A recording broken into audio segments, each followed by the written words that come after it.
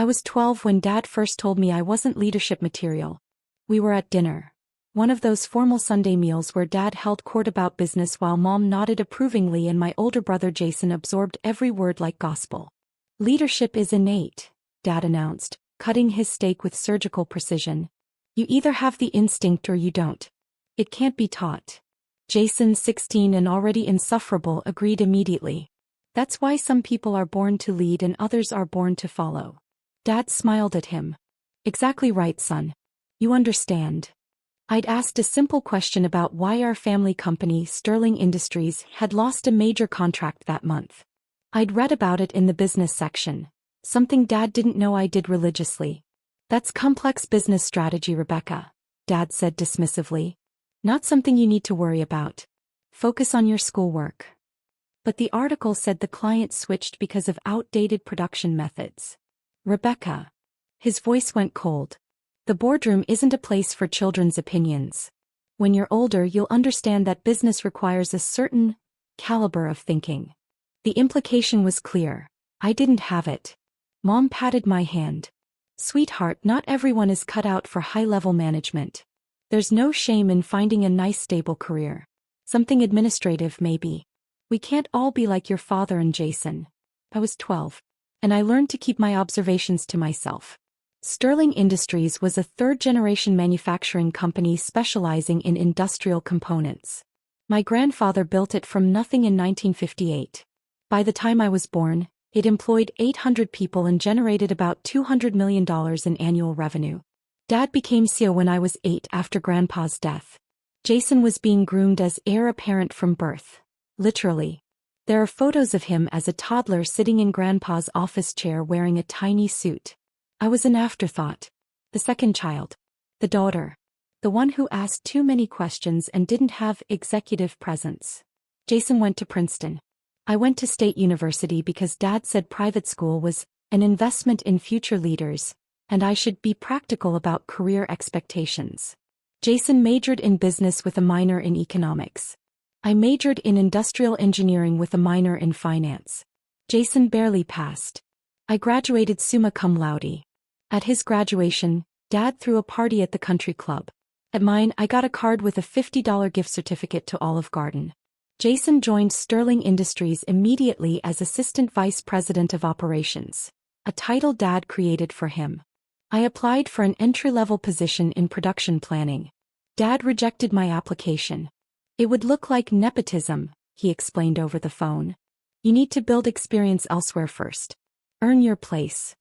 Jason had literally never worked anywhere else. I got a job at Brennan Manufacturing, one of Sterling's competitors. Started as a junior production analyst making $42,000 a year. I worked 60-hour weeks, learned every aspect of manufacturing operations and made myself indispensable. Within 18 months I was promoted to senior analyst. Within 3 years, production manager. By year 5, I was director of operations making $140,000 and managing a $50 million production budget. I was good at my job. Really good. I could see inefficiencies others missed. Identify cost-saving opportunities. Streamline processes. Improve quality metrics. My innovations saved Brennan $8 million in my first 3 years. Meanwhile, Jason was running Sterling Industries into the ground. He wasn't incompetent exactly, he was worse. He was confidently mediocre. He'd inherited Dad's arrogance without any of the business acumen that had made Grandpa successful. I watched from the outside as Sterling lost market share. As employee turnover increased. As profit margins shrank. As longtime clients quietly switched to competitors like Brennan. The industry publications were brutal. Sterling Industries struggling to adapt to modern manufacturing demands. Once dominant player losing ground to more agile competitors. Questions about leadership succession at family-owned manufacturer. Dad and Jason blamed external factors. The economy. Foreign competition. Shifting market conditions. Never their own decisions. I said nothing. I wasn't part of Sterling Industries. My opinions weren't wanted. But I watched. And I planned. When I was 29, I did something that would change everything. Sterling Industries was publicly traded. Had been since Grandpa took it public in 1985. But Dad's family maintained controlling interest through ownership of 51% of shares. The remaining 49% was held by various institutional and private investors. It was a closely held stock, not heavily traded. Most shareholders were long-term investors who'd held positions for decades. I'd been investing aggressively since my first job, living below my means, maxing out retirement accounts, building a diversified portfolio. By age 29, I had $380,000 in liquid assets. I used every penny to start buying Sterling Industries stock. I bought slowly. Small lots purchased through different brokerage accounts. Never enough volume to trigger attention. Never in patterns that would show up on trading reports that Dad or Jason might actually read, which they didn't. Sterling's stock was undervalued due to poor performance. Shares that had traded at $85 10 years earlier were now at $34. The market had lost confidence in Dad's leadership. But I knew something the market didn't. Sterling had incredible bones. Great facilities. Loyal workforce. Strong client relationships that could be rebuilt. Valuable patents. Prime real estate. The company wasn't failing because of bad fundamentals. It was failing because of bad leadership. I bought 50,000 shares over 18 months. Cost me everything I had and required taking out a margin loan. I was leveraged to the breaking point. Then I waited. And I kept working at Brennan, kept excelling, kept building my reputation in the industry. By 31, I was vice president of operations at Brennan, making $220,000 a year. I'd been featured in Manufacturing Today magazine as one of the industry's rising leaders under 35. I'd spoken at conferences, built relationships with industry analysts, institutional investors, and manufacturing executives across the country. None of my family attended my speaking engagements. I don't think they even knew about them. During this time, I quietly made friends with Sterling's institutional shareholders. Large investment funds that owned significant blocks of stock. I attended shareholder meetings which were open to any shareholder, and sat in the back saying nothing, just observing. I watched Dad and Jason present quarterly results with increasing desperation as numbers continued declining. I watched shareholders ask pointed questions that neither could answer satisfactorily. I watched confidence erode. When I was 32, the opportunity arrived. Sterling's board initiated a leadership review. Performance had been declining for 7 consecutive quarters. The stock price had dropped another 30%. Major shareholders were getting vocal about wanting change. The board, which included 3 family members and 4 outside directors, met to discuss CEO succession planning. Dad was 68. Transition was inevitable. Jason was the presumptive successor. He'd been VP of operations for 10 years. He was family. He was Dad's chosen heir. But the outside directors were skeptical. They'd watched Jason's performance. They'd seen the continued decline. They wanted alternatives. The board commissioned an executive search firm to identify potential CEO candidates, both internal and external. That's when I made my move. Through a trusted intermediary, a former colleague who now worked in executive search, I let it be known that I might be interested in leadership opportunities in the manufacturing sector. My resume was impressive. VP of operations at a $400 million company at age 32. Track record of operational excellence. Industry recognition. Proven turnaround experience. The search firm approached me. Would you be interested in the CEO position at Sterling Industries? Sterling. I said, feigning surprise. That's my family's company. We're aware. Would that be a problem? Not for me, but it might be for them.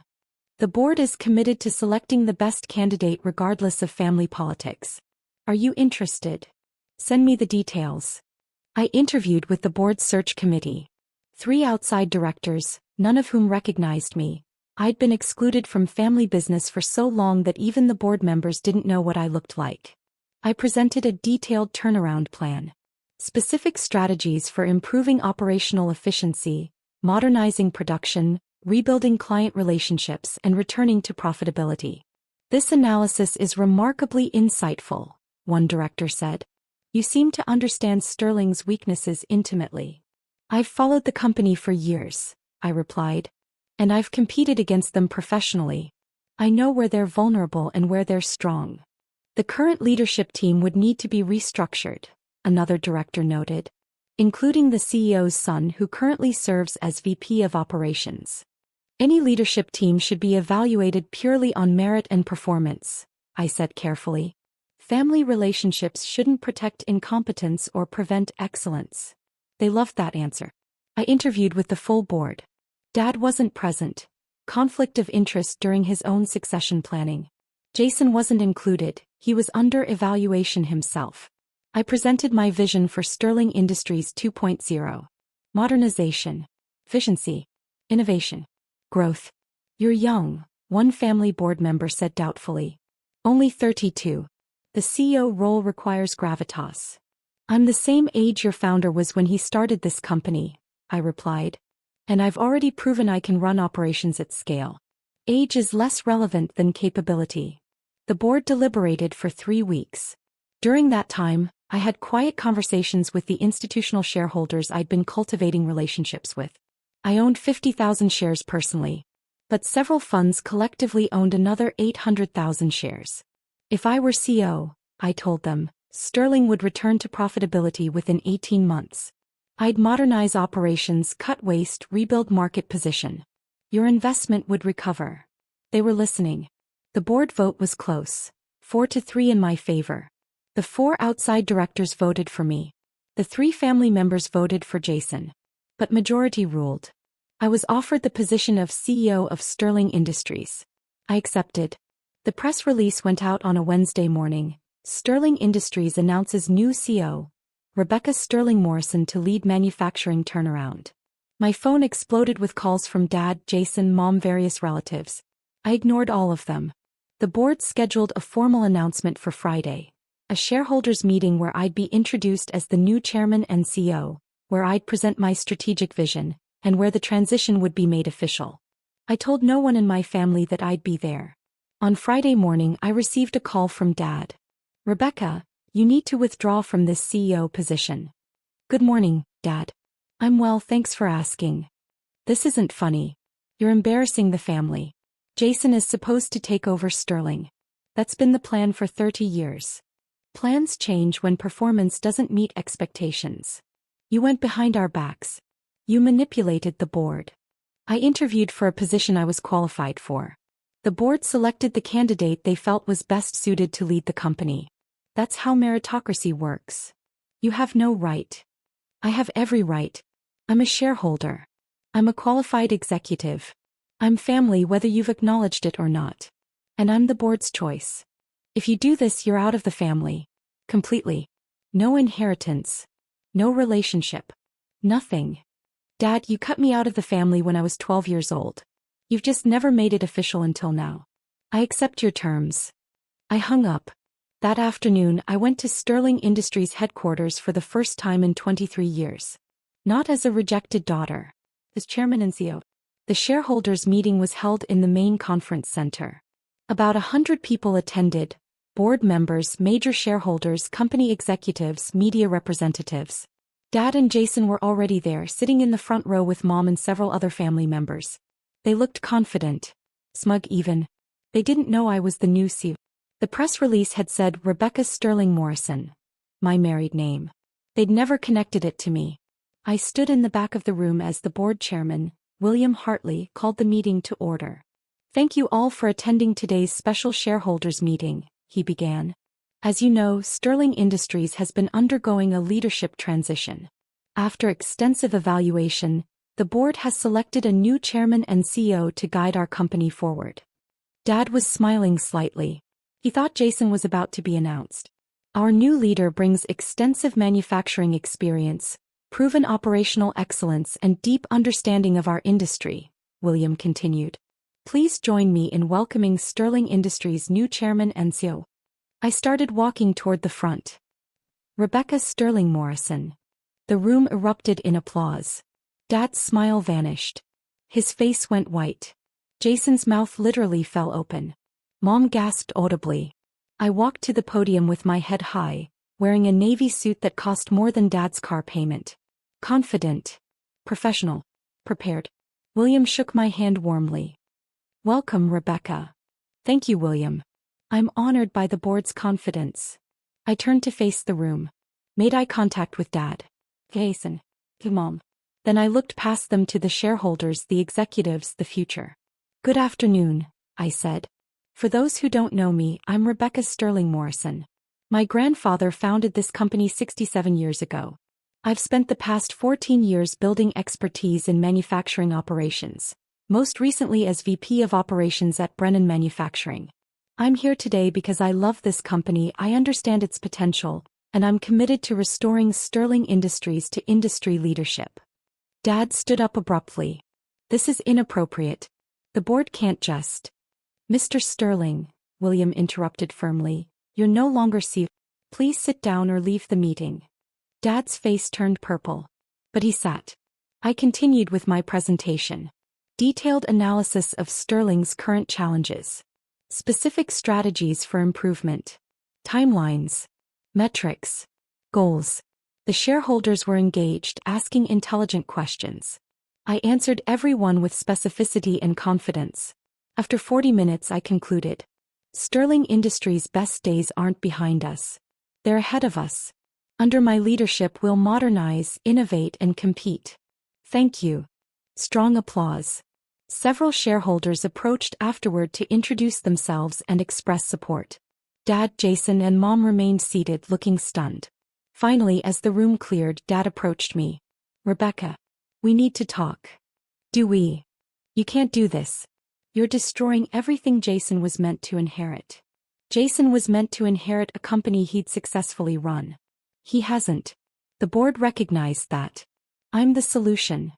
Your family, Mom said, her voice breaking. How could you do this to your brother? How could you do what you did to me? I replied quietly. Dismiss me. Exclude me. Tell me I wasn't leadership material. Refuse to hire me. Never acknowledge my achievements. Make me feel worthless for 32 years. We never said you were worthless, Dad protested. You said it every day. In every decision. Every exclusion. Every dismissal. You just never used the actual word. Jason found his voice. You're stealing my inheritance. I'm not stealing anything. I earned this position. The board chose me based on merit. Something neither of you understand. The family won't accept this, Dad said. The family doesn't have a choice. I'm the chairman. And as of this morning, with stock purchases finalized this week, I own 18% of the company personally, making me the second largest individual shareholder after your family trust. Dad's eyes widened. You've been buying stock? For years. Quietly. Wiggly. I believed in Sterling's potential even when leadership didn't. Now I have both the authority and the ownership stake to fix what you broke. What happens now? Mom asked. Now. I start on Monday. I'll be reviewing all executive positions for performance and fit. Those who aren't meeting standards will be transitioned out. Jason went pale. You're firing me? I'm evaluating you. The same way I'd evaluate any executive. If you can demonstrate value and competence, there may be a role for you. If not. I shrugged. There are other opportunities in the world. This is family betrayal, Dad said bitterly. No, Dad. This is business. The thing you always said I didn't understand. Turns out I understand it better than you do. I picked up my portfolio. I have meetings to prepare for. Enjoy the rest of your day. I walked away from them. Heard Mom crying. Heard Jason swearing. Heard Dad making angry phone calls. I didn't look back. Monday morning I arrived at Sterling Industries at 6:30 a.m. My office, the CEO's suite that had been Dad's, had been prepared over the weekend. I spent the first week in individual meetings with every department head. Asked questions. Took notes. The employees were wary at first. Then cautiously hopeful. Then genuinely excited. You actually understand the production floor, one manager said with amazement. Your father never set foot in manufacturing. That's because I started my career there, I replied. I know how things really work. I reviewed Jason's performance over his 10-year tenure. It was worse than I'd thought. Cost overruns. Missed deadlines. Poor vendor relationships. Low employee morale in operations. I called him into my office on Friday of my first week. Jason, I've completed my evaluation of the operations division. He sat stiffly, defensively. And your performance hasn't met standards. The division has declined significantly under your leadership. I'm restructuring operations and your position is being eliminated. You're firing me. I'm eliminating a redundant role and reallocating resources. You'll receive 6 months severance and outplacement support. Dad will never forgive you. Dad doesn't run this company anymore. I do. He left without another word. Over the next 6 months, I transformed Sterling Industries, modernized production systems, renegotiated supplier contracts, rebuilt relationships with lost clients, improved quality control, invested in employee training, cut waste ruthlessly. I worked 80-hour weeks, lived at the office, proved myself every single day. The numbers told the story.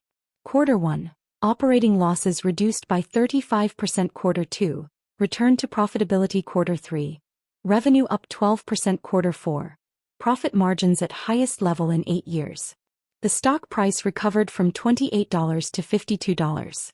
Industry publications that had written Sterling's obituary now featured our turnaround as a case study. Sterling Industries' remarkable revival under new leadership. How Rebecca Sterling Morrison saved her family's company. The CEO who came home to fix what others broke. My parents didn't attend the annual shareholder meeting where I presented year 1 results to standing applause. Jason took a job at a small manufacturing firm in another state. We don't speak. Mom sends occasional emails. I miss you. Can we talk? Please call. I don't respond. Dad sent one letter 6 months after I took over. I opened it. Rebecca, I was wrong about you. I see that now. You've accomplished what I couldn't. The company is thriving. I'm proud of you even if I never showed it properly. Is there any chance we could meet for dinner? Dad. I filed the letter away. Didn't respond. Maybe someday. But not now. Not when I'm proud of you only came after I succeeded in spite of them. Not when the relationship only mattered once I had something they couldn't dismiss. I'm 34 now. Sterling Industries is profitable, growing, and competitive. We've won back major clients. Hired excellent people. Innovated continuously. Last month, we acquired one of our competitors, Brennan Manufacturing, where I'd built my early career. The executive team there had declined and their board approached me about a merger. I bought them. Integrated them. Strengthened our market position. Sometimes I walk through the manufacturing floor and remember being 12 years old, asking questions that Dad dismissed. Sometimes I sit in the CEO's office and remember applying for entry-level jobs that Dad rejected. Sometimes I attend board meetings and remember the family dinners where I was told leadership couldn't be taught and I simply didn't have the instinct. And I smile. Because they were wrong about all of it. Leadership can absolutely be taught. I taught myself while they weren't paying attention. The instinct for business? I had it all along. They just refused to see it. Management material? I'm running the company they almost destroyed. My desk has a photo from Grandpa's office. Him standing in front of Sterling Industries' original facility in 1958, when it was just a small warehouse and big dreams. Under it, I placed a plaque with his favorite quote, "Success is the best response to those who doubt you." He knew what it took to build something from nothing. He would have been proud. And unlike my parents, I think he would have seen my potential all along. The intercom buzzes. My assistant's voice. "Miss Sterling Morrison, the board is ready for the quarterly review." "Thank you, Patricia. I'll be right there." I stand, straighten my jacket, pick up my presentation materials. 23 years ago they told me I'd never run this company. Today I'm its chairman and CEO. Turns out, never was just another thing they were wrong about. I walk to the boardroom with my head high. Some people are born to lead. Others have to prove it. I did both.